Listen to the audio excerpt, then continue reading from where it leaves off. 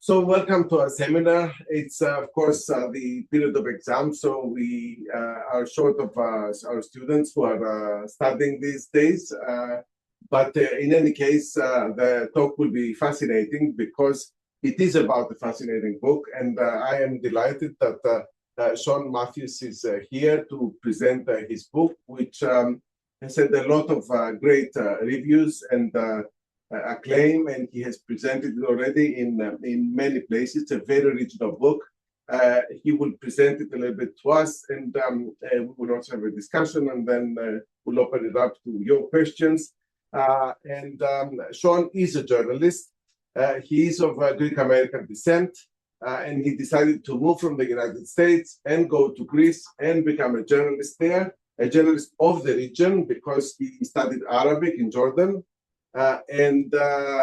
He is living in Greece, and he has traveled all around the region. He works for various journals, and the Middle East Eye in particular currently, but you've written also for many other, Economist and Al Jazeera, right? Yeah. This book is about Greece in the region. It is about the region as well. We will let Sean tell us about this, and then we can have a discussion on this fascinating book. Sure. Sean, over to you. Thank you very much for being here with us. No, thank you for having me on. So what I thought I would do is actually read a very brief section of the book, partially because it explains my Greek roots, which people get confused about because of the name like Sean Mathews. Very, very few people know that I'm Greek. So it'll be like a 5-minute excerpt, and it'll give a little of my family history, and then we can give an overview of the book. This is from the epilogue. It's called Sea Captains on the Edge of Asia. Eleusis is a windswept, barren speck of an island, sandwiched between Chios and the Turkish coast. Only pastel-colored sea captains' mansions break the monotony of scorched, olive-hued earth. There are no hotels here, few tourists, and just 2 tavernas. This is the Near East, the edge of Europe and Asia. This is where my papu, or grandfather, comes from. The first time his father, Mathews, left Eleusis for the United States in 1912, he was marked down in the ship manifest as ethnicity Greek and nationality Turkish, or Ottoman. In the decade he was away, working in the steel mills of Ohio and Buffalo, New York, a world war took place. The second time he left Eleusis for the United States, in 1924, he was a married man with a young family in tow. His nationality and ethnicity were now one in the ship manifest, citizen of Greece. The Ottoman Empire into which he was born had collapsed. Just as one of my great-grandfathers saw the end of the Ottoman Empire, the era of American hegemony that the other recorded, which rippled across the tiny Eleusis, is finished. I come back to Eleusis because it is often in far-off borderlands like this where geopolitical changes can be felt and contextualized. The same goes for all of Greece, which is a frontier state in NATO and the European Union. In all of my travels, I was left with the impression that Greece is likely to be where the United States' commitment to its NATO allies dies hardest. But that is because Greece is a valuable Near Eastern protectorate for a superpower, not because it is part of Europe. For 80 years, Greece was pulled in the direction of the West. Now it's rejoining the East. In a twist from the crisis years, while Greece's commitment to the European Union and NATO is firm, those institutions now look shaky. No matter how they endure, the line which Greece sits on between East and West is vanishing. Greece is a crossroads, at a tectonic intersection, where great and regional powers are carving out zones of influence. Throughout history, when push came to shove, Greece has always been left outside Russia's zone, whether Tsarist or Soviet. In this new era, Greece will sit on the edge, but not inside the sphere of influence that a militaristic and unstable Russia is pushing for. The bigger takeaway is that in a multipolar world, where borders are no longer sacrosanct, places like Eleusis will become more detached from the West. Eleusis' big neighbor is Turkey, not Russia. That is the worry here. The imbalance between Greece and Turkey in populations and military might means that what happens in Turkey is going to ripple across to islands like Eleusis. That could be good or bad. This island hangs heavy over my identity, as it does all Eleusins. Eleusis commands respect. It is a frontier island whose skies are buzzed often by Turkish jet fighters. If the Turks come here, we will fight, Eleusins like to say. That might sound like an exaggeration, but it's worth asking. What do the borderlands of the European Union and NATO look like in a decade, as the West fractures and revisionist powers get more comfortable? with US indifference dominating their smaller neighbors. One trend that will gain momentum is Greece's quest for Eastern allies. That is why it turned to Egypt to counter Turkey, and why Israel's influence here is expanding dramatically. At the same time, Greece will become more valuable to Western European countries who looked down on it during the financial crisis. Greece is their front line against migration.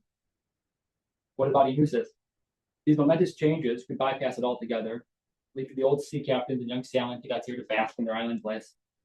Like good Levantines, the Eleusians have benefited financially from the wars unleashed in the Eastern Mediterranean and Eastern Europe, profiting from higher shipping rates. The protector of Eleusis is the patron of sailors, St. Nicholas. The soft, baby blue church of Agios Nikolas is adjacent to the only grocery store on the island, which my dad's great uncle owned. The summers I'm able to get back to remote Eleusis. The island has no airport, and the ferry connection is from Chios. I sip Turkish coffee and listen to the Orthodox chanting in midday as it echoes through the hilltop town. Those ancient cries seem louder to my ears on Eleusis than anywhere else in Greece. Of course, I am biased. But here I reflect on the words of Egyptian-born Greek businessman and diplomat Konstantin Rodokonaki. To the ear, the basilica and the mosque are closely mingled, and the music being the essence of the soul, this union in melody is perhaps the reason why the Greek feels himself more at home in the Muslim Orient than elsewhere.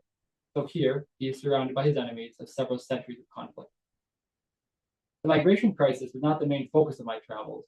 So much has been written about it that I did not want to condense Greece's place in the new Near East to migration. I feel that Rodokonaki's colorful observation holds a timeless truth about Islam and Orthodox Christianity that has been buried from conversations about migration, but is more relevant now because of the geopolitical changes sweeping the region. Migration is just one symptom of Greece's reabsorption into the Near East, a region which it never really left. People are on the move here. I find the overlooked but consequential trend of middle class and upper middle class people from Turkey, Israel, and the Arab world moving to Athens, and to a lesser extent, Thessaloniki, fascinating. I have tried to show how Greece belongs to the Near East because of its culture, history, and religion. So that's an excerpt from the epilogue, as I said, and I think it's like an overview kind of what I tried to do with the book, which we talked about for a time. There's 2 or 3 parts, but on one hand, it's a travel book, and the idea was to go around the Eastern Mediterranean, the historic Levant, to all these kind of rimland states of the Med that the Greeks once called home: Egypt, historic Palestine, and now Israel, Turkey, and to interview these communities that kind of live there, the lingering remnants of these communities, and see how they see the changing region. So there's a travel aspect to the book. And then there's this reabsorption aspect, which is one of the things I tried to do, was show that historically Greece has always been considered part of the Near East, right? Incidentally, it's funny, up until the mid-1970s, the US State Department included Greece, Cyprus, and Turkey all in its Near Eastern desk. Only after the invasion of Cyprus did Greece get taken out of the Near East. So Greece was lumped in with Lebanon, Syria, all of these countries, really up until 50 years ago, which is a fascinating trend. So what I tried to do was show that these old links and this identity, this Near Eastern identity, have always been there for the Greeks. And that's one of the reasons why I lean on this older generation of travel writers, like Patrick Firmer, who we discussed, Lawrence Durrell, Olivia Manning, Rodokonaki, these guys who kind of saw Greece as part of the wider Middle East for them, right? Not too long ago, right? I mean, very, very recently, honestly, when I think of the grand sweep of history. There was that aspect. Then there's a geopolitical aspect. I'm a journalist, so I have to kind of hit that. And that is kind of where Greece fits today in the wider region. And one of the things that I tried to say is that we're seeing kind of Greece come back to the Middle East through these alliances, right? The Israeli-Greek relationship, which is based on the rise of Turkey as an independent power. Greece's relationship with Egypt, right? Because of the importance of Egypt to counter kind of Turkish maritime claims in the Eastern Mediterranean. All of these things. And then I tried to explain to people why they should care about Greece, even if they don't want to read about Greece, which is kind of the best part to sell a book, right? How do you people read about Greece? They go on vacation there, but maybe they don't care about the history. And it's that a lot of the changes that we see in the wider Eastern Mediterranean, the wider Middle East, they all start in Greece. And there's some great check marks for that, which we can discuss, I think. But this kind of quest within the former Ottoman world for nation states, and the kind of budding nationalism that swept everywhere from Bosnia down to the Arab Gulf with T.E. Lawrence. Greece was the first country where that started in 1821, the Greek Revolution. So you can kind of draw a direct line from the revolution of 1821 all the way to the breakup of the Ottoman Empire. So that's one check mark. Where kind of Greece led the way. The other check mark is Western intervention, right? the European powers that came to dominate Greece after its revolution, they were intervening. And Greece is really the first country, I say, of Western intervention in the wider Middle East. So anyone who cares about the war in Iran today, the U.S. invasion of Iraq, the war in Libya, you can go back and you can look to Greece to see how Western powers tried to dominate the region through intervention and setting up proxies and client states. Basically, what they did in Greece, they sent a Catholic king to rule Greece, much like the United States has, installed puppets kind of within the wider Middle East to rule. Then the last point is kind of this breakdown of the wider cosmopolitan Middle East that the Ottoman Empire ruled over, but then also the Byzantine Empire. The book is called The New Byzantines. There's a great line from Robert Byron where he says, the Byzantine Empire was the Ottoman Empire, Constantinople the heart of each. That's something that's hard to get Greeks to understand, I think. So I'll find out when I have the Greek translation out in the fall what they think. But there's this tendency to see a separation between the Byzantine and the Ottoman empires. But in many ways, they're very similar. And the Ottomans, when they swept over the old Byzantine lands, they adopted the court customs, the traditions. Travel writers like Chateaubriand actually said that when he was traveling through the wider Middle East in the early 1800s, the way that the Ottomans kind of governed travel and all of this, it was the way the Byzantines did it. And of course, the Byzantine aristocracy that was kind of left over in the late 1400s, they were absorbed by the Ottoman elite, right? They were kind of made the pashas and the ruling classes of the Ottoman Empire. So the breakdown of cosmopolitanism in the wider Middle East, and then like the movement of nation states, this effort to actually Islamize the Middle East from the West, which continues today with the war on terror, actually, which is very fascinating, to draw this hard line between East and West through Christianity and Islam. That also started in Greece, kind of in this breakdown, this cosmopolitan order. So that's kind of a general overview of the book and how I kind of tried to approach it, right, from the historical perspective, from the perspective of Greece's history, and why people who might not be so interested in reading about Greece should really care about Greece to understand the wider region. Thank you very much, Sean. So because I have read the book, I'd like to kind of ask you some questions that really impressed me while I was reading it. First of all, one thing that I can say about it was the first thing that really struck me is that, while you kind of consider the country as a natural kind of extension of the Near East, this is how it's perceived by the United States, probably the Foreign Office as well. David Madden can tell us about it as he had his career in the FCO. But from an inside perspective, the way that Greeks have been looking at themselves was mostly about Europe. It was mostly about that kind of dimension of their identity.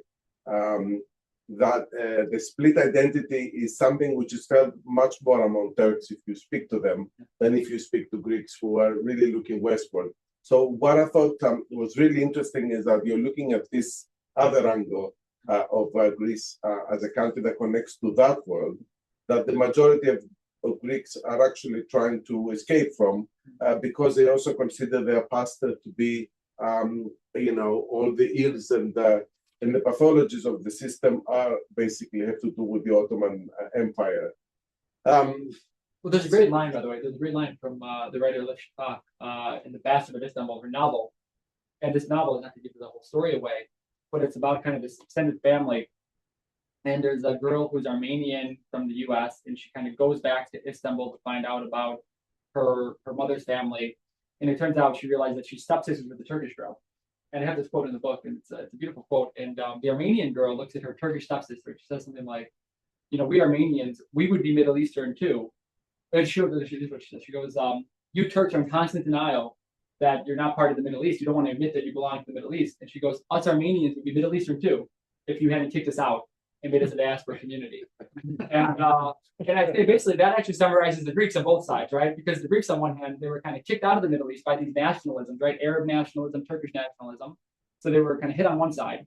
And then when they got to Greece, they got hit on another side because everyone said you have to westernize, right? You have to drop your Turkish language skills, your Arabic language skills. You have to join the West to kind of succeed, right? So yeah, there is this kind of tendency, I think, in Greece, right? And people are kind of like, I end up apologizing for the book to some Greeks because they're like, you really think we're like them? We're like the Middle East?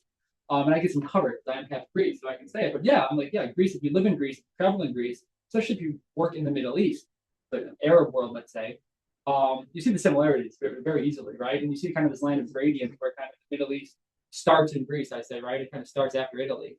And this is the historical way to think about it, right? Like for the Venetians, for Genoa, like these trading empires, Greece was part of the Near East, right? It was the Levant for them. They didn't distinguish, between whether Crete or Rhodes was part of the Arab world. It was just as much of the Middle East as Egypt for these trading empires. So yeah, there's this tendency to westernize, but that's a more recent tendency, right? In a certain way, and it really only started with like the advent of the European Union. What I see in the book too is that it's interesting, but I think around 2015, 2016, with the Greek financial crisis, and kind of like the horrible economic damage that it inflicted on Greece, and how most Greeks are still suffering from it, like average salary, crappy, right? No one really recovered from it. The allure of the West, in a sense of like, we have to be like France or the UK or something, that's kind of vanished.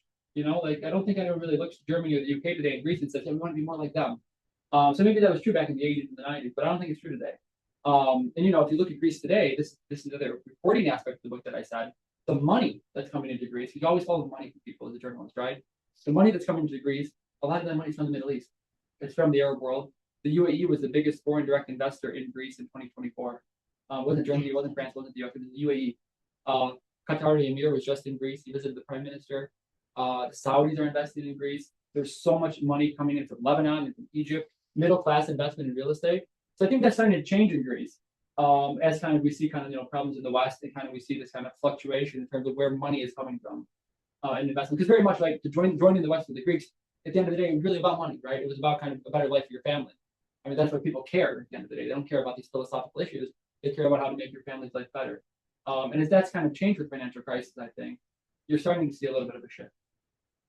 So if you wanted to place, your kind of approach, let's say, and think about what kind of changes are happening in the world, are you talking then about a de-Europeanization of Greece, or maybe a post-Europeanization of Greece, or post-Westernization? I mean, is your book compatible in a way with all the changes that are happening in the world? In other words, the declining influence of the world, of the West in the world, the rise of new economies and new money and new areas.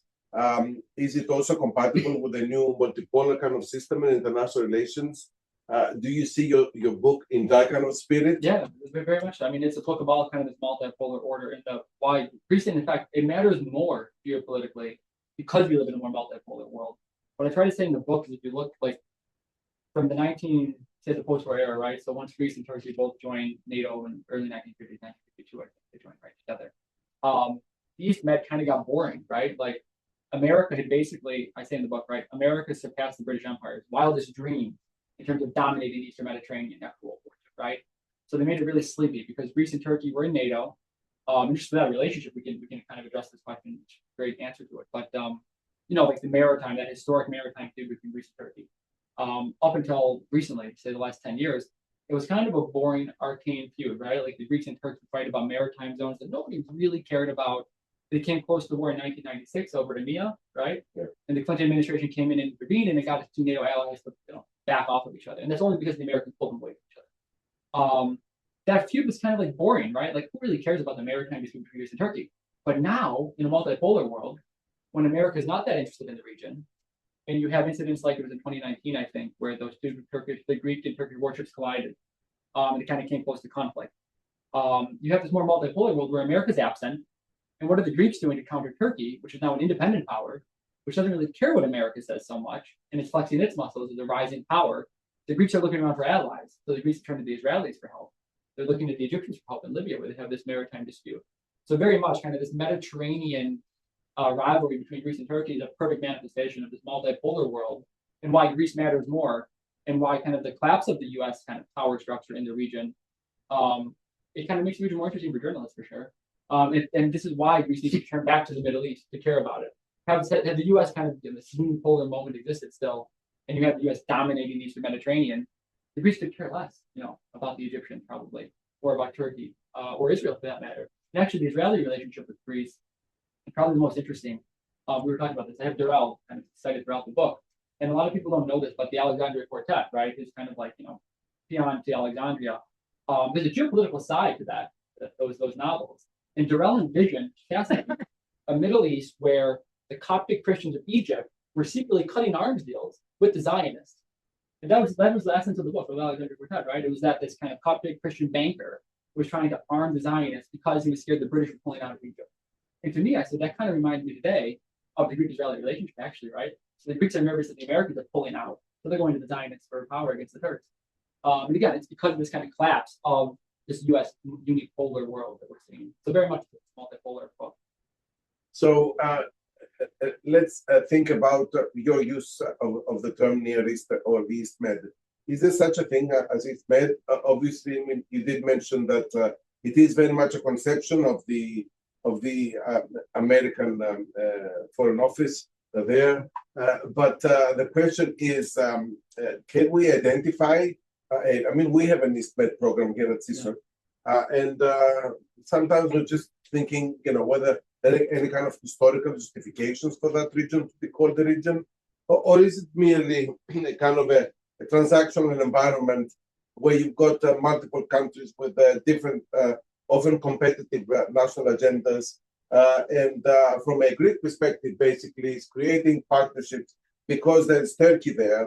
So even siding with Israel, even in those difficult circumstances, that nobody else likes, Israel. Yet, Greece and Cyprus, they stick by Israel with whatever happens there. So is it more of an area, and there are some U.S. interests, I would say, in terms of the energy field, because, there's a lot of those kind of businesses that are being stipulated there. So how do you see that kind of region then? When you look at it and think about it, is there some kind of a historical legacy there? Some regional memory that combines all these different peoples there, or is it merely a kind of a transactional environment where you do deals because you have to deal with friends and enemies that you don't like? Well, you could say that is the identity of the region, right? This transactionalism. I think I call it in the book Levantine, the Levantine killer instinct. That is the identity of the East Med, right? There's a great line book from a writer, Lawrence Gaffney-Smith. He's an old British diplomat, and he wrote this book called Bright Levant. And he says, he tries to define the term Levantine, and he goes, it's cunning, it's guile, and it's probably the wrong attitude during shipwreck, which means every man for himself. But that's kind of what I say the Greeks embrace, and that's actually an asset today. That cunning, like I said, in a unipolar world where you were tethered to NATO and the EU, you didn't have to be that cunning. Actually, you really didn't have to adjust. You could kind of just exist. But now in a world where kind of these borders are kind of becoming shakier, and you're returning to this kind of this system of which very similar, right, to kind of like this Ottoman Byzantine system where the nation state's not that powerful. It's business that matters. It's family. It's corporations that have the power. You have to negotiate more, and you have to kind of barter more, and that's very much the Levant, right? The term Near East, obviously it's a throwback to the old imperial kind of attitude of the region, the Levant, and everything was defined right from the imperial capital of London. You have the Near East, you have the Far East. And you could use that interchangeably with Levant, right? But as I said, right, Levant is obviously, it comes from the Italian term, from the Salles of Venice and Genoa. And for them, right, the Levant was where the sun rises. And it included all of the region, right? It included the Greek islands, it included the Peloponnese, it included Lebanon, historic Palestine. And that is a region. I mean, that is a historical region. And, kind of the mixing and mingling of, I think, ancient cultures. I don't get into the ancient kind of, civilizations of the Levant that much. I go with most of them Byzantine and Ottoman history, but ancient Egypt and Greek civilization, Phoenicians, there was this trading kind of, system, and it was very much about trade and bartering because you're kind of sharing this closed sea. So you have to negotiate. So I would actually say the negotiation is probably the defining feature of what it means to be a Levantine. Of course, even Levantine is a funny term, right? So I say Levantine applies, again, the spirit of the term for me, it applies to Greeks and Armenians and Arab traders and Jewish traders, right, of the Levant. Purists of the term Levantine kind of took aim at that, and I had a few Greek friends tell me, we're not Levantines, because the Levantines were Western transplants to the Eastern Mediterranean, right? It was like these British merchant families, French merchant families that set up shop in the East Med in the 1800s, and they were the Levantines, right? Western transplants. They're like, we're indigenous to the East Med, don't call us Levantines. So I play on the term a bit, but I said it captures kind of the spirit of what it means to be an East Med trader. But I think that negotiation is actually probably a key identity marker of the region. And tell us about the title that you chose, because the term Byzantine is actually, quite an ambivalent kind of term in many ways. First of all, because to the West, Byzantinism is something which is totally negative, to do with conspiracies and how that kind of the bureaucracy was being formed. But then even in the sequencing of the study of Greece, you've got that kind of peculiar historical sequences which contain so many gaps and ruptures that starts with the ancient times and then follows Byzantine times, and then completely omits the Ottoman times, and then comes to modern Greece. And even in universities like here, you've got Byzantine and modern Greek studies, when there is clear discontinuity within, and a kind of a reluctance to study anything Ottoman, right? Yeah. So that was Paparigopoulos, obviously, in the 19th century, as a Greek historian, that tried to kind of establish this connection and a national Greek identity. So how did you come up with the title Byzantine? Yeah, I mean, Byzantine does have a pejorative connotation in the West, and you learn new meanings of the word Western Byzantine in the West when you live in Jerusalem. I spent a month there researching for the book, so we could walk around the patriarchate and the kind of the corruption and scandal that is Byzantine, right? In the West, the way the West understands the word. But basically, there are two reasons. One is, you could have called it Ottoman, I guess, the new Ottoman. I wanted to get a true translation done, and it's very difficult to get it past the editors for using the word Ottoman. But no, look, Byzantine for me, it's there are a few reasons why. One is one of the writers that I lean on heavily in the book, Patrick Lefermer. He has this great description of the Rebetiko, which is kind of this music of the Levant, the ports of the Levant, and he tries to describe this genre, which is like Greek belly dance, basically, right? And he came across Rebetiko when he was traveling from the Hook of Holland to Constantinople in the 1930s. And he sees kind of these Greek sailors dancing on the Black Sea, and he's trying to describe them. He's like, look, there's no critics would be wrong to call it not Greek. And he goes, and it's very much part of the Middle East, but you can't use the word Middle Eastern. He goes, it's that amalgamation of Greece and the Orient that I think is epitomized by the word Byzantine. So that line kind of just stood out to me, and that's where I got the idea to say the new Byzantines. But again, I think you could use it interchangeably, right? Like Byzantine or Ottoman. And as I said, Robert Byron himself, right, who was no friend of the Ottomans, right? His book, The Byzantine Achievement, when he wrote that, I think in the mid-1920s, it was like an indictment of Turkey and the Ottoman Empire, right? He hated them. But he said, right, the Byzantine Empire was the Ottoman Empire, Constantinople, Lahore Beach. And that's a great line, and I keep using it because I try to really drive home the point that in many ways, the Ottomans were the successors to the Byzantines and what they adopted. So there's some history there. There's some kind of travel writing fun, but that's where the idea is. Yeah, you would definitely would have never been able to publish your book in Greek. Had you kind of called that the New Ottomans. But there is one aspect, obviously, among modern Greeks in the sense that when they think of the Ottoman Empire, that they had important kind of administrative positions there, For sure. and they were also, very much the merchants of the Ottoman Empire. And there was Hellenic. Don't forget, there was Hellenic on it, right? This notion that in the turn of the 19th century, the early 1900s, a lot of the Greek banking families, Constantinople, and even also on the Aegean Islands, especially in Lesbos, Samos, Chios, they were doing so well under the Ottoman Empire. Their idea was, why would we want to collapse the Ottoman Empire? We can just take power from within. We own all the money.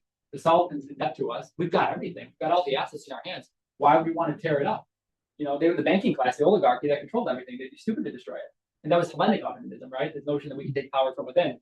So again, yeah, it's very mixed. And even, there's a great line from Lucas Notaras, right? The last Grand Duke of the Byzantine Empire, when the Turks are at the gate and they're asking him, should we go to the West? Should we go to the Venetians or the French? And he's like, I'd rather have the Sultan's turban, right, than the Cardinal's tiara. So I think Greeks also often forget that. And I had a Greek friend tell me actually that I had the line reversed. This is funny. I had a Greek friend tell me I had the line reversed. And they're like, we were taught in school that Notaras said that he'd rather have the Cardinal's tiara than the Sultan's turban. And I'm like, no, that's wrong. So I'm like, is that in your textbook? They're like, that's in our textbook. So yeah, there's a lot of kind of this nationalism, right, that's injected into kind of Greek public discourse about the Middle East. But again, I think if you spend time in Greece and if you travel, especially outside of Athens, you can't walk away, especially if you know the Middle East. You can't come away without thinking that Greece belonged more to the Middle East than to kind of to Western Europe for sure.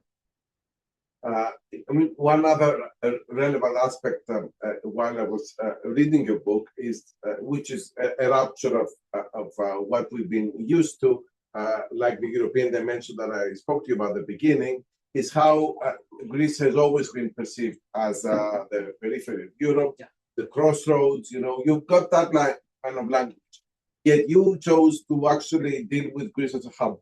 Yeah. Very, very much a hub. And I say basically what I try to say in the book is that, I'll say this. Fernand Braudel, the great historian, right? He talked about the Eastern Mediterranean, and he said that basically the history of the Eastern Mediterranean is history of cities. And this is the best way that I can describe Greece as a hub. And the last 2 centuries, the great cities of the Eastern Mediterranean, you had Beirut, you had Smyrna, and you had Alexandria, right? They were all crushed. Alexandria was destroyed by Arab nationalism and socialism, Beirut by the Israelis, Smyrna by the Turks, right? Turkish nationalism. What I try to say is in this 21st century, what you're seeing is kind of this new hub, which is Athens, actually. And Athens is kind of a hub for hot money from the wider Middle East. You see so much investment pouring in from the Egyptians, from Lebanese, middle class people, which is interesting, right? Like people with a couple $100,000 in the bank who want to buy an apartment or a house. Small companies investing in Athens. And in many ways, what I say is, right, Greece has benefited. That's like, as I wrote the kind of in the epilogue about Unisys, the Greeks benefit, especially like you complain about migration and wars in the Middle East. You make money off of Greeks know how to make money off of war. And the shipping industry, it's flourishing because of the wars in the Middle East, actually. And kind of the chaos that we've seen in the Arab and the Muslim world has been great for Greek real estate brokers. I always joke, like the best, if I'm a Greek real estate agent, I love Erdogan because the more he kind of cracks down on democracy at home and ruins the lira, the more Turkish people take their money out of liras and they invest in Thessaloniki or Athens and buy apartments. Athens is kind of like a safe haven hub because it's in the European Union, to be fair, right? And as I say, right, the Greeks will be the last ones to leave the EU. So they're kind of in this weird position, the Greeks right now, which is good if you can kind of manipulate it enough, where you're in the European Union. European Union is weaker in a sense. It needs the Greeks for migration and all this stuff. It gives them a lot of subsidies. Everyone in the Levant is really good at extracting, right? That's what you do in the Levant. You just take. It's a very extractive region. So they can extract from the European Union. They can extract from the Middle East. And yeah, Athens is this kind of hot money hub, which, when you go to Greece, you travel in Athens, you can't help but feel it, right? Like bustling bars, clubs, skyscrapers everywhere going up. So you feel it. You feel this hub kind of status. That was the next thing I wanted to ask you, actually, because you spoke about skyscrapers, but especially we're talking about one skyscraper. And it's been essentially in the news lately as well, where in the old kind of site of the Elliniko airport, they decided to create this kind of new construction around very, very rich flats. They built a very, very tall, I don't know how many kind of floors this building has. But there's also the picture of Athens basically looking at the hill of the Acropolis. It was not allowed for any building in Athens to be over 5 or 6 stories because they didn't want to hide the Acropolis from any part of the city. So despite all this bad construction and anarchy in Greece, you have at least that kind of respect for the height of the Acropolis hill. And then all of a sudden in the background now, if you look at the picture that is taken in the many social media, you look at this really tower over there by the sea in Faliro, in Elliniko. Yeah. And that looks really ugly to many of them, which takes us to that kind of point, whether, that kind of attraction of money coming from the Middle East or even further southeast, is something, I won't say, the Dubaization of Athens, whether it's a good thing or a bad thing, but it does mean something about, where construction is leading, where tourism is going. Yeah. It is changing the nature of the country. Oh, right. It's a very interesting point where you say that, Greece benefits from the crisis in the Middle East. But what does this tell us about, that kind of change in Greece, from, that domination of Western tourism for all these kind of, decades that we do, it's kind of changing now. Yeah. Well, when that skyscraper, everyone knows what the skyscraper that went up in Elliniko. I said it was great for book sales, and I said, this is Dubaization, right? This is an example of it. So it's funny. I think I say in the book that as countries like Spain and Italy will talk about kind of cracking down maybe on golden visas and this kind of stuff. Greece is too Middle Eastern not to embrace it, right? So like maybe in the next 10 years, the Spanish, but they want to impose, I think, like a tax on foreign home buyers. If Greece did that, its economy would collapse. The whole economy is based on hot money and tourism. So they can't like shoot the goose. It's like the only golden egg they got. So yeah, that is in itself a manifestation that Greece belongs to the wider Middle East, right? This Dubaization trend. What I try to say in the book, and I met the Prime Minister actually. He's a fan of the book, and we discussed this. One of the things I try to communicate is that for Greece, as a Greek American, someone who loves Greece, my wife is Greek. It does cause good problems for Greek people, right? Because you had this basically the crisis. What it did was it just flattened Greek income. Average week salary is about 1,500 euros a month, and you can't buy anything in Greece if you're a young person. You can't start a family. This is why Greece has this awful demographic crisis, and you have all this hot money pouring in from the wider Middle East, which is pricing in from the UK and the US, but a lot of it from the Middle East, to be sure. It's pricing Greeks out, and that's why you don't get families being started. It's kind of Greece aging as you go. One of the things I say in the book actually that really stood out for me is I traveled to Turkey, traveled to Egypt, and then obviously in occupied Palestine. You realize how old Greece is when you go to all of its neighbors, right? And I talked about that the imbalance in demographics. It's something that I think in writing, especially in current affairs, people don't talk about enough, just how important demographics are. Like if you go to Eastern Aegean Islands right now, go to Chios, go to Samos for vacation in the summer, it's all Turks in the summertime. Like you outnumbered. If I go with my wife, who's like real Greek, not Greek, Greek, she'll be the only like Greek in the Taverna. It's all Turkish people there, which is wild to see. So you actually see the kind of this demographic, change that's going on. And in a sense, I say Greece is being reabsorbed into the wider Middle East from demographics, and not like this crazy great replacement theory idea, but generally speaking, right? Greece is aging, and Greece has this housing crisis that prevents people from having families, right, and having kids. It's a real issue that Greece has to face, and it's not a laughing matter actually. It really impacts people's lives, and you see it in Greece all the time, and no one talks about it enough. I don't have an answer. I don't have an answer to it. It is kind of, I think, back to my thesis. Greece belongs to the wider Middle East, so. I've got a couple of more questions, and then we will, open it to people that want to know more about your book. Now, one other thing that resonates with our work here at SysOx, I mean, what I liked about the book is that it really resonates with many projects that we have done since 2002 when we started here in Oxford. There is the legacy of the past, definitely you've got this in your book. There's about kind of regional cooperation and the how an area kind of relates to these different people. There's very much about the political economy project that we had as well, and how things evolve, and about the East Med as well that we are having now. But one of our projects as well has been the diaspora project, and we have done particular work on Greek diaspora. Anthony is here as well, who was one of the people, and is one of the people that were working on this. What I wanted to ask you about, that particular thing is, how do you understand diaspora and diasporic presence in this book? I mean, you go to Cairo and you look at the old Greek remnants there. You go to Israel and Jerusalem, and you look at the Greek church. I didn't know actually that the Greek church was the second largest proprietor in Israel. That was the kind of the information. You went to Istanbul. So tell me a little bit about that kind of diasporic presence, in the region. Yeah, I guess the only thing that I contradict people, and I had a podcast on this, what network it was, but it was a good journalist who did a podcast on the book, and she used the word diaspora, and I took aim at her actually for using that phrase, and I said, wait a minute, no, that's not a diaspora. I'm a diaspora in America, but the Greeks of Egypt, the Greeks of historic Palestine and of Constantinople, they're indigenous to these regions. They're not the diaspora, actually. So I kind of take aim at this diaspora concept in the Eastern Mediterranean. And I say, the room of Istanbul, if you ask them, are you a diaspora? They say, no.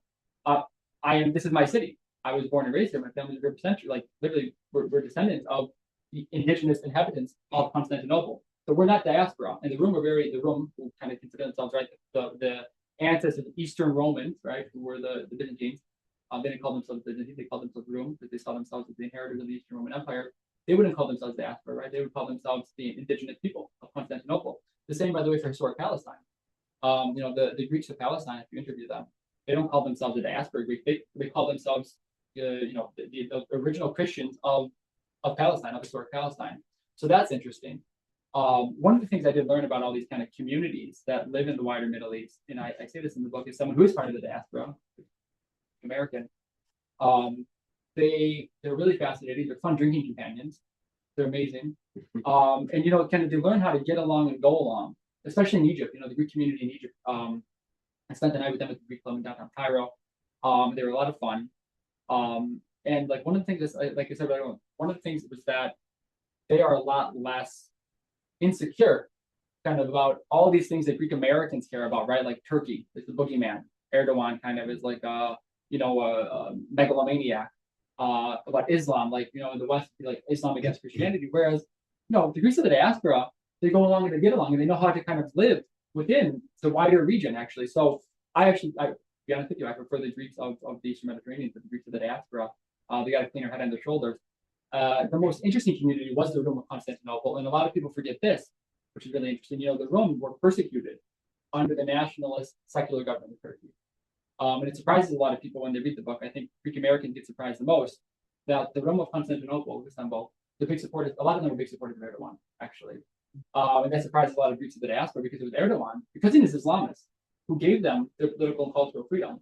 It was the nationalist secularists, right, the CHP, in the 60s that kicked out tens of thousands of Greeks. And there's a time period in the 80s and the 90s when the Greeks of Istanbul couldn't even speak Greek on the street because they were going to get harassed. Erdogan comes to power, and he actually gives them a lot of rights. Now, some of that was linked to kind of his bid to kind of accede into the European Union. He wanted to join the EU, but it's even continued today. And Erdogan's close to Bartholomew, the patriarch, and a lot of the community even today, they still credit Erdogan, giving them a lot of their freedom. So that was one of the most interesting interviews I had with kind of the Greeks of the wider Eastern Mediterranean, which challenged the kind of the Western conception of kind of the Middle East, right? Especially Erdogan, right? Because in the U.S., the Greek diaspora hates Erdogan, right? I mean, kind of turn Hagia Sophia back into a mosque. He's kind of seen as this, like, a dictator that's going to ruin the Christian presence. Whereas the Greeks of Istanbul, they like Erdogan, which is really interesting, I thought. And then, of course, the Greeks of historic Palestine, in occupied Palestine, and then in Israel, they were up to, I think, between 10 and 20,000 Greeks in British Mandatory Palestine right before the creation of the state of Israel. One of the writers who I lean on in the book, Anastasakis, who wrote 15 Cities, which is a great book, very underread.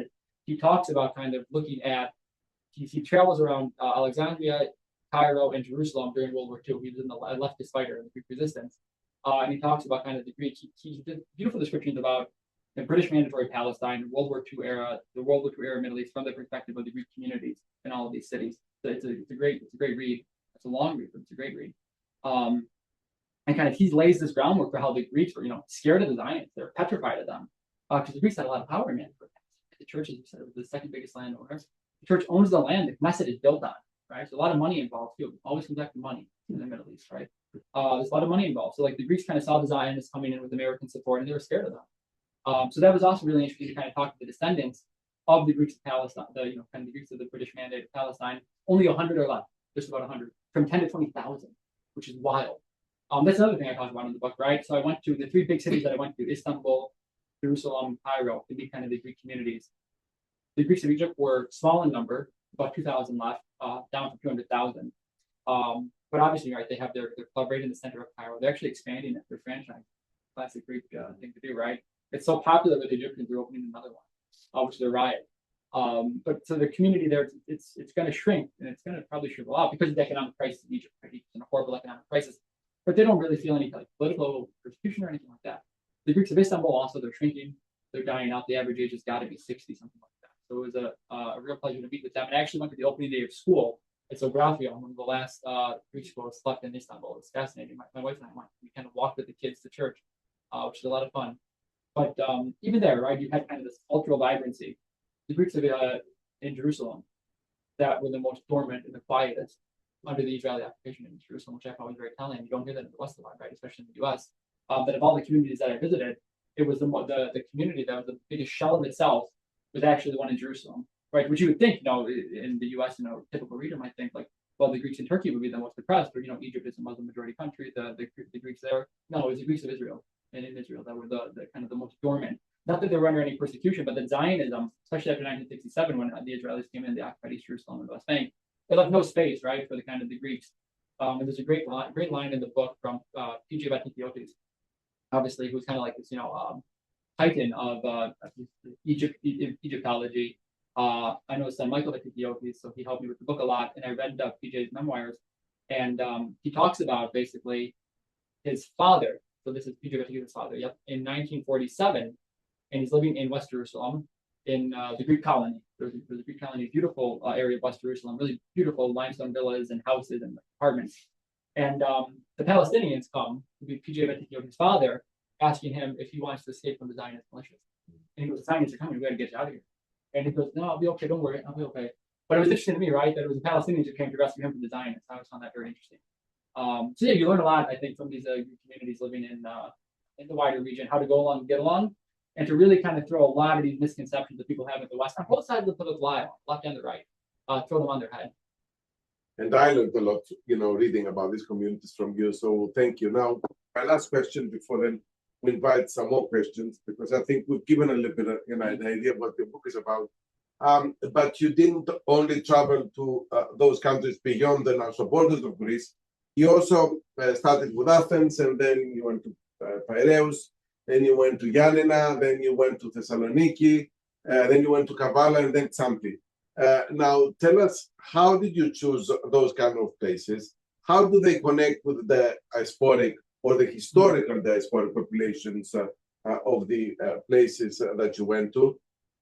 In other words, what was your, as we say here, more, more academically and more methodologically, how was that case selection kind of took place? And why did you choose this particular? And how did you go about also finding people to talk to? Well, it was pure greed because the food in all the places that you mentioned is 10 times better than food in Athens. That is true. But it was a contributing factor. It's better and it's cheaper actually than the food. But basically, what I wanted to do was go to all the places, right? So there's always this divide. I mean, and you guys probably know, right? There's this divide between the new and old Greece, right? The Greece that was kind of created out of the Greek Revolution of 1830, the kingdom of Greece that was forged in 1832 was a very small kind of puppet kingdom controlled by the European powers. And that was basically, kind of around Athens and then Peloponnesos. And then there was New Greece, right, which were all the lands that were kind of conquered slowly from the Greek state, by the Greek state, from the Ottomans. Thrace was kind of, taken, Western Thrace was taken kind of in a scramble with Bulgaria and Turkey. Yanina and Icarus was kind of taken. There's a rivalry with Albania there. So I wanted to go to all the lands of New Greece, basically, quote unquote New Greece, right? The regions that Greece kind of conquered as the Ottoman Empire was collapsing, because that is where you feel, I say, kind of aesthetically, culturally, it's where you feel kind of the Near East at its finest, right? And it very much is so, right? Like culturally, the difference between Athens and Yanina, or Athens and Thessaloniki, I mean, it's stark. In Thessaloniki, you feel, kind of this Anatolian culture, much more so. Also because a lot of the Christian, Greek Orthodox Christians who were kicked out of the Ottoman Empire, right, during the Treaty of Lausanne, they all came to New Greece, right? So they settled in Thessaloniki, they settled in Komotini, in Xanthi. But the Balkans for you, Thessaloniki, you feel the Balkan. Yeah, you feel the Balkan, yeah. And you hear it too, by the way. I mean, Thessaloniki now, it's also a small hub, I say in the book, right? For like Turkish tourists, Bulgarian tourists, and you feel all that. You kind of feel it on the ground. Journalism, you feel the street. You feel it in a way that you don't feel it in Athens, because Athens is so international. So while the money's in Athens, right, to kind of feel the Near East and kind of this Greek culture of the East, you have to travel to Yanina, you have to travel to Xanthi, to Kavala. Also, Western Thrace, what I try to do is show that obviously even in Greece, you still have this cosmopolitanism. Western Thrace, a third of Western Thrace's inhabitants are Muslim citizens of Greece, who are descendants of the Ottoman Empire, basically. Right? So when there's the Treaty of Lausanne was signed, there's a carve out. So the Greeks of Istanbul got to stay, and in return, the Muslims of Western Thrace got to stay. The Greeks of Istanbul were kicked out, right, by the CHP in 1967 mainly. Only 2,000 still exist. But the Muslims of Western Thrace are still there. There's about a third of the population, 150,000 or so people. And as I said, kind of, traveling between Yanina and Komotini and Xanthi. And Yanina, you have the old mosques and, the minarets. They don't work, but in Thrace, they work. And everywhere I traveled in the Eastern Mediterranean, everywhere I've lived, actually, I lived in Egypt, traveled to Egypt a lot. I lived for a while in Beirut. I lived in Jordan, and a lot of time in Turkey. It's actually Greek Thrace, I'd say, that has best preserved the Ottoman system. Kind of this careful coexistence between Muslims and Christians based on kind of that Ottoman ideology, kind of your community and how you govern yourself. And it's Greek Thrace that has done that. And the Greeks have done that very well, even more so than Lebanon, which is very multicultural, right? And you have like Shia, Sunni, Christian communities, Maronites, Orthodox. Greek Thrace is the most cosmopolitan and the purest Levantine sense of how the Ottomans had it, because the Muslim minority is still there. And the way Greece governs the Muslim minority, up until recently, the Muslim minority, their civil affairs were governed by Sharia law. Yeah, and the Greek government actually kept that in place. So it's really interesting. That's why I kind of wanted to go to Western Thrace especially. But yeah, you feel it in your bones and the food. Much better. Okay, so this is fascinating. I mean, Sean also has a lot of history in the chapters, and then he speaks about the present as well. It's written very nicely. I mean, the language flows, and for me, it was a pleasure to read. It was a really great read. So, questions or yeah? Thank you. I think that was really excellent. Thank you. Very delightful. Very interesting. A minute or so ago, Othon unwisely said you would like to hear something from me about my experience of Greece. Just to explain, I actually retired.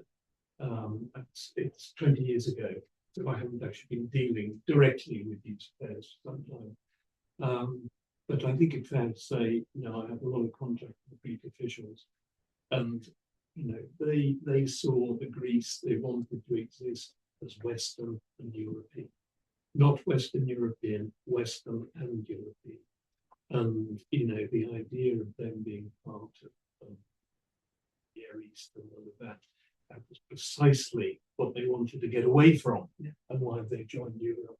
Because, you know, if they just concentrated on being a Levantine power, they just knew they would be, you know, consigned to the corner of Europe in there with Turkey, which is precisely what they didn't want. They wanted to be part of Europe, and of course they were very successful in becoming part of Europe. As we know, for a brief period, there was a sort of little thinking about Brexit, but they left that sort of rubbish to their British counterparts. They were not going to give up on the great prize, which was membership of the European Union. That was when emotion moved to the UK. Sorry? That was an emotion. Yeah. High emotions moved to the UK from Greece. Yeah. Pragmatism. Well, one of the things I say in the book, and this is interesting, and I kind of talk about populism in the book, and I ask kind of why Greece didn't descend into more populism after the crisis, right? Yeah. Of course, the Greeks voted for Brexit, but the government didn't like it, which is also a very Middle Eastern thing to do, right? Kind of ignore the will of the people. That's a very Middle Eastern way of governing. Yeah. So you know, there's some twists on there, right? I think the Greeks had a choice; they would have left probably. The government didn't let them. I'm not saying that there aren't some Middle Eastern traits in Greece, or indeed the interest in money making. That's all there. But you know, the policy was Europe. Yeah, no, for sure. And it's interesting. And actually, I have a great line from the Yalis Kapadakis, who was Tsipras's foreign policy advisor. Yeah. And we chatted a few times. He's a good friend of mine. But he gave a great description about how exactly what you're saying, right? In the 70s, especially after Cyprus, after the invasion of Cyprus, the goal of Greece was to get out of the Middle East, right? They didn't want to be part of the scramble for the Middle East, of course. Yeah, so very much so. One of the things I say though about kind of going back to Brexit and all this is that I try to ask the question why Greece didn't descend into populism more so, like kind of you see in the U.S. and you see in Europe. And actually, I say that's because Greece is actually a Middle Eastern country, and because Greece has these values of family, and you have the power of the Orthodox Church, and you have these kind of anchoring things which have been lost in the West. And I think actually that's kind of Greece's answer to populism. It's small C conservatism, I say, not like party-wise, but culturally, because they have this conservatism and you have this kind of coherence within the society. That's why Greece has been immune from populism. Because Greece is a country where populism should have flourished, right? When you've got like a salary of like 1,000 euros a month in a house, typical house like 300,000 euros, like that's ripe for populism, right? Like that's like let's burn it all down. But Greece hasn't had that, and why not, right? You have to ask yourself that question. And the big difference between Western societies is because Greece actually has these small C conservative values, right? The family is important, religion is important, and you have this kind of coherence in society. You have this history which you don't have in the West. And I actually say that Greece has an answer, in a sense, to populism. Also like Western Thrace, right? So in Western Thrace, right, how come you don't have the xenophobia? Obviously, Western Thrace is a long story, so there's a lot of persecution against the Muslim minority, which the Greeks inflicted on them kind of in retaliation for the Turkish persecution of the Greeks of Istanbul. Very fascinating story. It was like this reciprocity that each government had. But today, if you go to Western Thrace, it's extremely peaceful, it's extremely diverse, and they don't have kind of this Islamophobia that you see in the West, especially, right? You don't see it. One of the reasons I say, because actually, is that because of this beautiful quote that I had from Lokanaki in the book, that Islam and Orthodox Christianity, they're not in competition, right? They're in coherence in a lot of ways.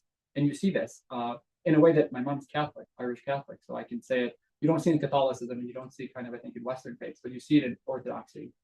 Even people who are atheists or agnostic, right, kind of have these cultural traits that they recognize in Orthodoxy. And you have this respect for piety, and kind of for these values that you see in Islam that you don't see in the West. And that's one reason why Greece hasn't descended into kind of this populism of the West. So it's interesting. I think the Greeks' answer to a lot of these problems, there's a Middle Eastern link there too. Continue. Hi there. So it's a fascinating topic for us here in CSOX, and I haven't read the book, but it's in my plans. So, given that I'm very interested about the Greek diaspora, and you've interviewed so many people, I would like to your opinion, your view on what is the main characteristic and the invisible thread that perhaps connects the people abroad, and the old diaspora, the new diaspora, even also the ones that we call the Rome people, that they are from the places that they grew up there, born there. And the second question is, what is the main characteristic that you recognize both in the people of the Eastern Roman Empire and the Greeks of today? What connects this? So hence the title of your book. So the diaspora question is a fantastic question. And this thread kind of connecting. You're basically saying the thread that connects kind of modern the Greek nation state with the communities in the Levant. What is the main characteristic that you would think when you took these interviews? What is the main identity characteristic that comes up usually? Yeah. The link, I mean, the key link up, of course, is two things, right? It's language. Language is so important, right? So the diaspora, not diaspora, communities, I like to say, the communities of kind of Egypt, Jerusalem, occupied Palestine, and Israel, they're connected to the Greek nation state, right? By that language, right? The most important anchor. Then there's religion, right? The Orthodox Church, which is much more important actually in the diaspora, the communities, especially in Istanbul, than you see kind of in the nation state of Greece, right? Because the church kind of really just dominates the culture and communities in these places, also in Jerusalem, but especially in Istanbul. I found interesting. One of the things that I would say, though, is there's a lot of tension between these communities, I think, and the nation state of Greece. Much like there was, oddly enough, basically back when the Greeks were kind of trying to expand into New Greece, right? Like there's always been this tension between Athens, between Old Greece and New Greece, right? A lot of people forget, like the old conservative Athenians who were linked to the monarchy during World War I. They didn't want to take all these territories in New Greece, right? They didn't want Macedonia. They didn't want Thrace. They didn't want it, right? King Constantine, he was against it. Because for him, these Greeks who were living in these regions were as oriental and as backward, I said, right? For kind of the British colonial and French administrators, they were as backward to him as they were to the British and colonial administrators. So in New Greece, right, there's always kind of been this tension between New and Old Greece. Right, it was only Venizelos who kind of rallied the notion of kind of a greater Greece to the popular opinion and expanded Greece's borders. But had the conservatives, especially the king, right, been left in charge, he would have left them to their fate. He didn't want them. He wanted nothing to do with the Greeks of Constantinople or Thrace. So that tension still exists. There's a brilliant Greek writer in Istanbul. Her name is Anastasakis, and I cited her line in the book. She's a novelist. She's one of the few novelists left. And she kind of writes these beautiful novels, kind of like that gets to this tension between New and Old Greece and the Rum community. And she has a great line in her book about, I think, one Rum lady who's standing at a candy shop in Beyoğlu, the heart of European Istanbul. And it's a fiction. I use a lot of fiction in the books. I like fiction more than nonfiction, even though I write nonfiction. She's standing in line, and she hears these people speaking Greek behind her, this Rum lady. And kind of they got their Louis Vuitton bag or something, they're tourists. And she's like, shut the hell up, you new Greeks. And they're like, oh, you speak. They go to her, you speak Greek really well. What are you? She goes, I'm Rome. And they go, what is that? So, even like I said, even the community of Jerusalem told me, one of the kind of the community leader of the Greek community of Jerusalem, he told me, he goes, no one in Greece knows we exist. And he's like, if the Israelis, the Zionists wanted to crush us, he goes, doesn't make a difference because no one in Greece even knows that I'm alive here in Jerusalem, like kind of like with a Greek club and trying to keep things going. There's always been this inherent tension between the communities in New Greece and Old Greece, right? At Athens, right? That we kind of revolves around Athens. So I find a lot more tensions than I do, I think, similarities. And as I said, right, like the Greeks of Egypt themselves, right, much more comfortable, I think, kind of in the Arab world than still you see many Greek Athenians. So there is this tension, right, because there's been this push for Westernization so much within Greek society and popular culture, right? Like Islam is bad, Middle East is bad. We have to be part of Europe. Whereas the Greek communities that still live in all these places, they're much more multicultural, they're much more cosmopolitan, actually, than the Greeks of Athens. So yeah, the Greeks in the proper Middle East, let's say, quote unquote, are actually much more sophisticated than the Greeks in Europe. Let me say something about, before the next question, about the defense of the term diaspora. I mean, one of our academics here, Robert Cohen, who's one of the masters of diaspora studies, he does talk about the Greek and the Jewish diasporas and the archetypal diasporas. And the meaning of the word as well means, that you're kind of, spreading the seeds of the people. So, you've got the first diaspora going to southern Italy, and then obviously you go to others as well. So, yeah, I mean, there is something about the historical diasporas that also themselves were the magnets for even more contemporary Greeks after the 19th century who were moving to those places as well. Like, for instance, in Egypt, there were the historical diasporas there, but then there were newer diasporas as well in the 19th century that went there, or the 20th century. But even in the 19th families century, that went to Cairo. but even in the 19th century, they would have been a diaspora because this was all part of the Ottoman Empire. Remember, so if you had traveled from Rhodes in 1900 to Cairo, you didn't cross any border. there was no border to cross. It was all part of the same place, right? I interviewed a Greek, one of the last Greek businessmen of Damascus, and his family had came to Damascus in the 1880s from Constantinople. Yeah.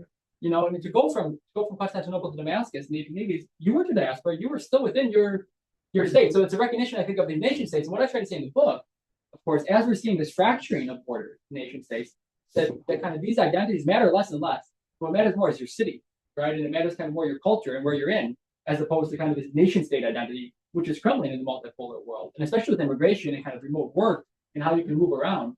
So in a sense, it's a return. This is why I say it's the new Byzantines. It's a return to this older era of empires, where it wasn't clear, right? So even in Egypt, right, up until like even 1900, 1910, if you had traveled in 1910, if you had traveled from Chios to Egypt, you technically, even though Egypt was part of the British mandate, it was British administered, it was still legally kind of technically considered part of the Ottoman Empire. You wouldn't have crossed the border, even at that time period.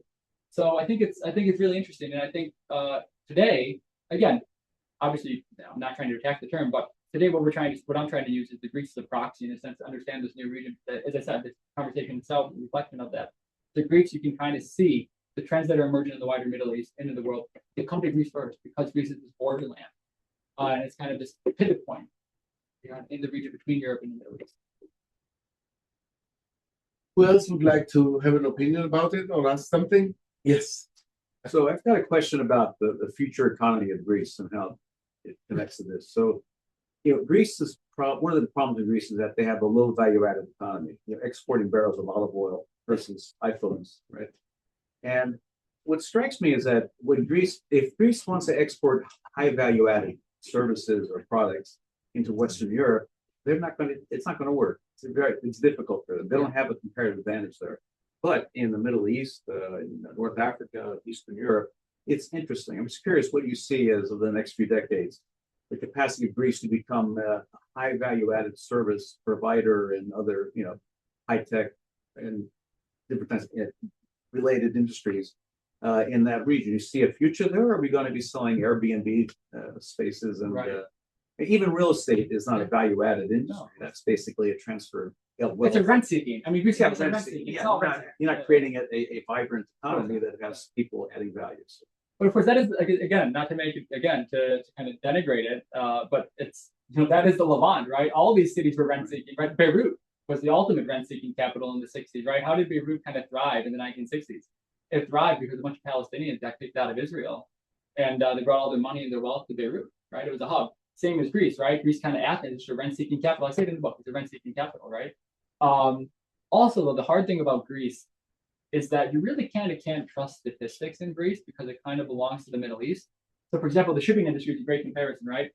So, in the shipping industry, you see like an average salary, like legally, right? If you kind of looked at it, it would be like 1,200 euros a month. Some guy who's like a manager in the shipping industry would make. But the Greek constitution has a carve-out, right? I'm sure you know this. I don't know. There's a carve out for salaries in the shipping industry. So your bonus in Greece, if you work in the shipping industry, is taxed at 10%. So how does Greece kind of work around this, right? Well, you put a guy on salary for 1,000 euros a month, and you give him a bonus 30,000 euros at the end of the year, and his salary might be kind of on par with some guy in Germany, and nobody knows, right? So that doesn't show up in your statistics. So Greece, and I say in the book, it's a hard country to kind of pin down by statistics. But yeah, you're totally right. I mean, in terms of the exports, like what is Greece going to manufacture? Doesn't have energy, right? And this is really with Turkey. This is where Turkey comes into it, right? Kind of like the lira, the collapse of the lira. What Erdogan's trying to do, and the Greeks told me this, even the Greeks of Istanbul, he wants to make an export powerhouse, right? Obviously, Greece is tied to the euro, so it doesn't have the benefit of cheap currency. So what has Greece done? Obviously, it's just deflated wages. Like that's why wages in Greece are so crappy, because they can't kind of do anything with their currency. So you just got to kind of pay people like a slave wage to kind of keep the tourism sector going. Like that is how the Greek system functions. There's really no way around that. But yeah, so like how does Greece manufacture? If it doesn't have currency, doesn't have energy poor. There are some opportunities, I think, which is interesting, and this is going on actually right now. Saudi Arabia is trying to build an AI fiber optic cable to Greece. So there's some interesting developments here, kind of with like, the Gulf states are able to kind of like put their economies towards artificial intelligence to build these data centers. Greece will be their route into Europe. Again, that's kind of a rent-seeking economy, right? They're just going to get the transit fees from that. One of the things I think that I try to say in the book is that you have to have Greeks kind of like, it's funny, in Thrace, I met a lot of Greeks who were in agriculture. And that's something that Greeks can do a lot better, actually. I met a guy who's a Muslim Greek citizen, and his family's kind of a generations from the Ottoman Empire, and he's exporting halal feta to Saudi Arabia. And the guy's making a fortune, and I'm like, welcome to the new Near East, right? So I think more stuff like that Greece can do. Medical tourism also. I mean, the medical care in Greece. Why wouldn't you want to get your medical care done in Greece? It's half the price of the UK. Like, you'd be stupid if you could, that's definitely ill. You're stupid not to go to Greece for a surgery or for your dental care. Compared to getting it done in the West, right? And the Greeks go to Romania for the same thing. Exactly. Well, they import Romanian dentists, right? Which actually Greece is with another book, but like the Greek healthcare system, right? It's actually very free market, right? It's a scatter shot. You can go to medical school anywhere and come to Greece and practice, and kind of just get filtered out whether you're a good doctor. It's interesting. So a lot of people think Greece has like a socialist medical system, but it's actually very libertarian. But anyway, so there are these sectors where Greece can kind of succeed, I think, right? Shipping is a great example, right? And as I said, I went back to Anastasakis in the book. The Greeks have done very well off the war. A lot of people do work in shipping. You don't see that kind of show up in the data for Greece, right? But when you go to Greece and you kind of see the money kind of sloshing around, you do kind of see it. But yeah, I mean, it's a hard question. I don't pretend to have an answer for it, honestly. Like how Greece can kind of like revive its economy to have, an advanced tech-driven export economy. I did go to in the book Yanina we mentioned, and Yanina is an interesting one because in Yanina what you have is a tech startup scene. There's a university there, and it's a really good university that kind of trains, a lot of classes in software and engineering. So there's kind of this small ecosystem, this tech ecosystem in Yanina, and a lot of guys who work in software again because of remote work.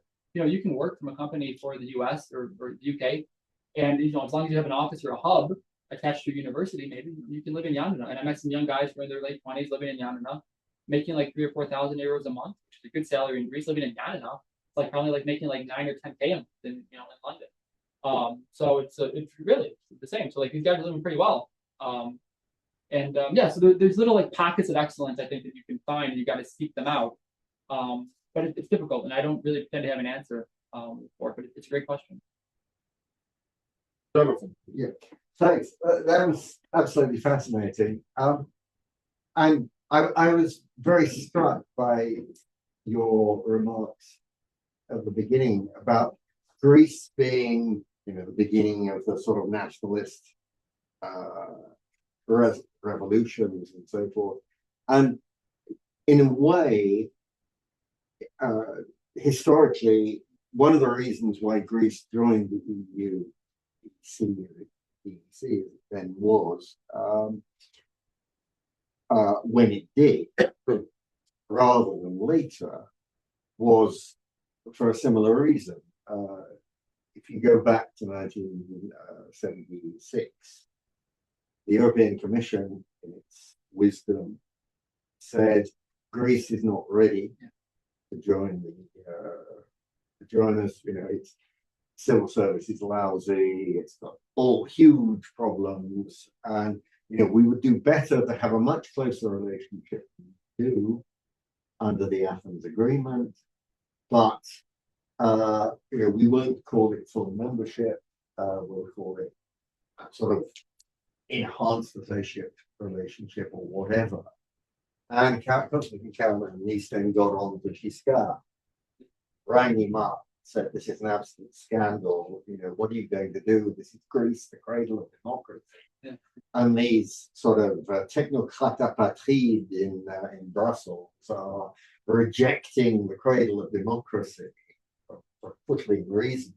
Surely you're not going to buy that. Giscard said, "Well, shame, of course." And the rest is history. So that's another area where, in a sense, Greece was the first, because this was the first enlargement or accession to the EU after the enlargement to Northern Europe, the UK, Ireland, and so forth. I'm going to take that data point, by the way, for my next talk. I'm going to add another one. Where you were introducing a country which didn't have the same sort of relatively strong civil service traditions that you had in northwestern Europe. In Italy, it was always a little bit of a special case. That's a remark.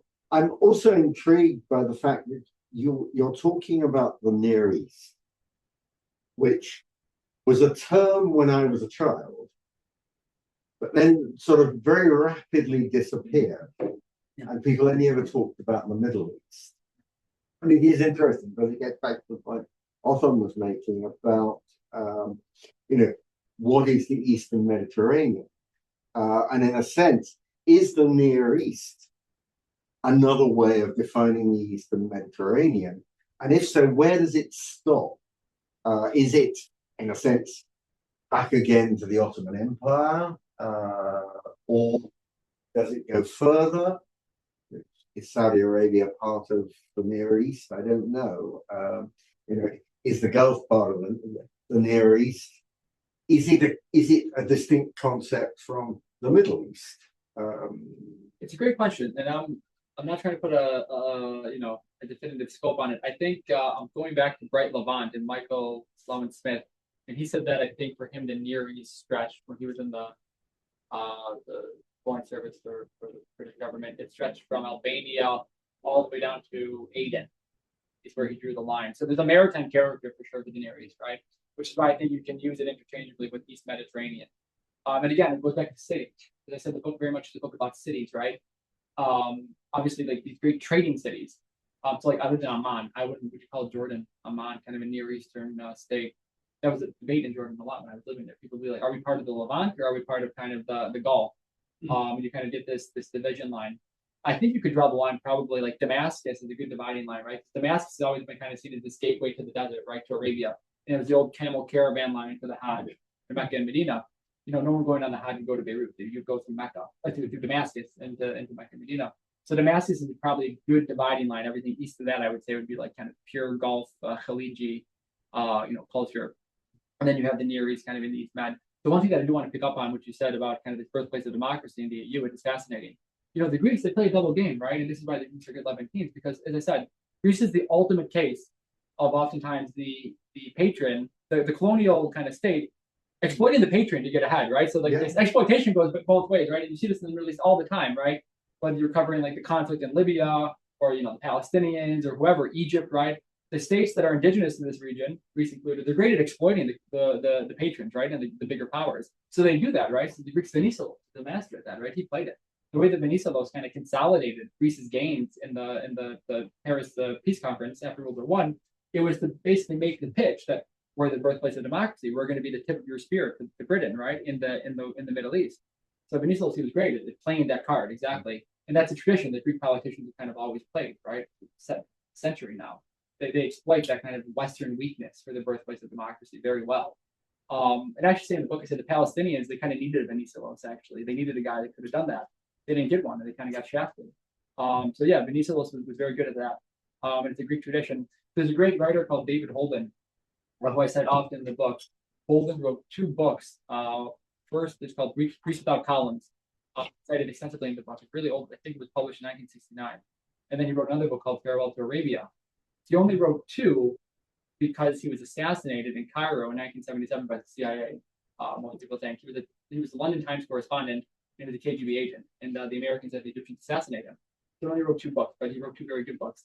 And his book, Greece Without Columns, kind of gets into this, right? I mean, he was kind of like, taking apart the Hellenic character of Greece and kind of promoting this Near Eastern identity of Greece.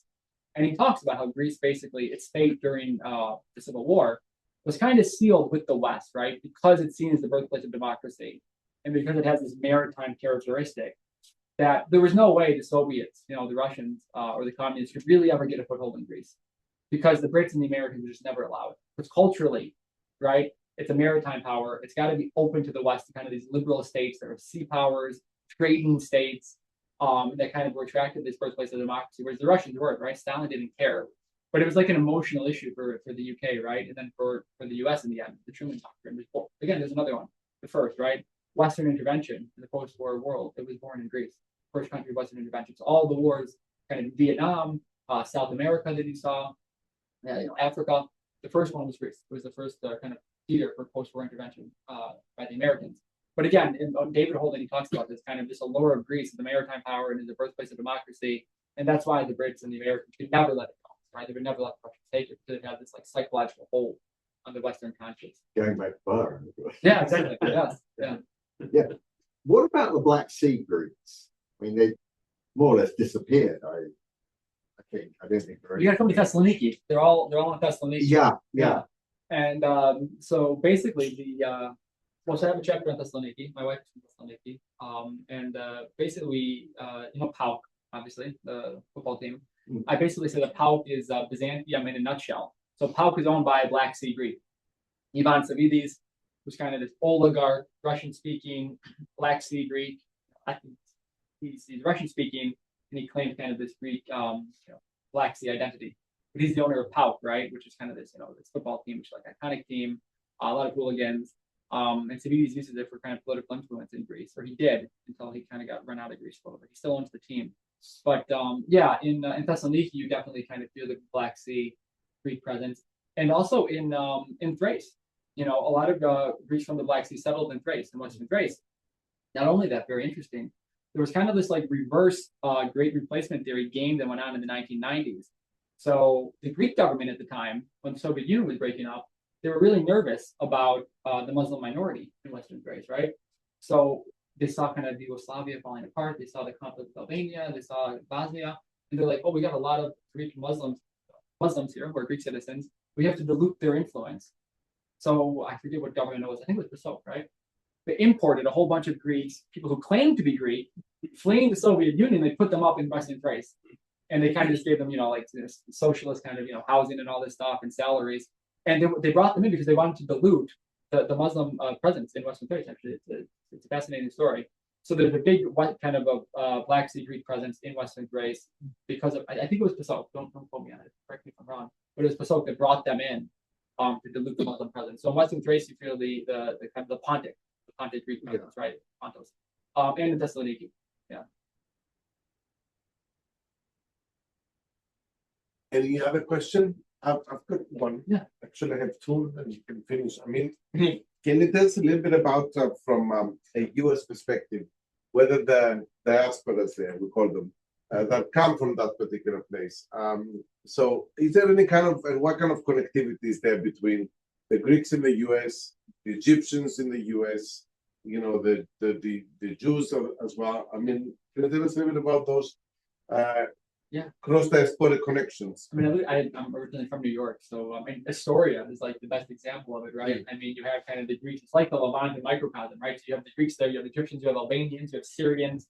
So yeah, the U.S. diaspora. I mean, it's now it's kind of more diverse, right? The third, fourth generation, but like Astoria, the beating heart kind of the diaspora, it's very much like a Near Eastern diaspora, right? And everyone's kind of mixing and mingling in Astoria. So that's, I think, the prime example of it. I was a Greek American myself. Again, you saw there's a little bit of a diaspora story in the book. I go back to kind of the island where my papa was from.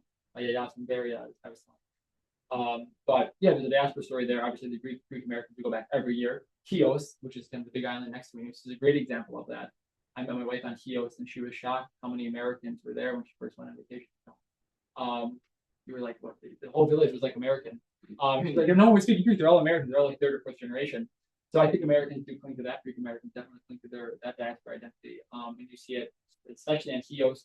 Rhodes has that, also that vibe, I think. I know a lot of Greek Americans from Rhodes. But yeah, the diaspora links are strong. And Astoria is the best example of this mixing and mingling, kind of this wider Near Eastern community kind of adapting. The best novel of it is honestly Othon, right? The Anatolian, which is this beautiful, if you wrote a series of novels, it's the first one was the name of the first novel, but basically about kind of this Greek carpet trader, his name is Stavros, right, from the hinterlands of Anatolia. It's not in my book, but it's diaspora, U.S. diaspora example. Greek carpet trader from Anatolia who kind of comes to America in the turn of the early 1900s, kind of escaping the persecution of Christians and the collapse of the Ottoman Empire. The Anatolian is kind of like his success story. It's the second book, and he makes it an Oriental rug trader. So all the Oriental rug traders is another case, right, in New York in the early 1900s. A lot of them were Greeks, actually, right? Because they knew kind of the business and the industry from living in Turkey and Anatolia. And that's probably one of the best works of kind of like the diaspora. I would think probably yeah, totally. Have you read Middlesex as well? No. Yeah. Well, that's another very, very big book. That is for Greeks going to from Anatolia going to the United States. US. Oh, okay. Yeah, Jeffrey Evgenidis. Yeah, it was one of the classics when it kind of came out, became bestseller. And finally, this book hasn't been published in Greek yet, right?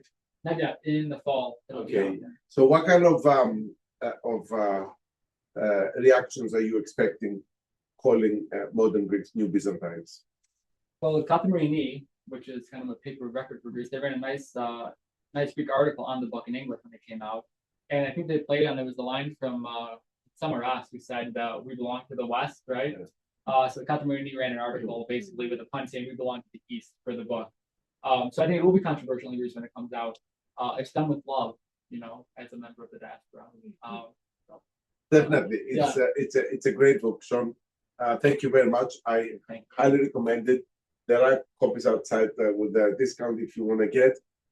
It's been terrific, and as the book says, you do like rak, uzo, raki, right? All those kinds of. I like them all. It depends on my mood of the day. Okay. All right, we'll go for a drink. Absolutely. Thank you.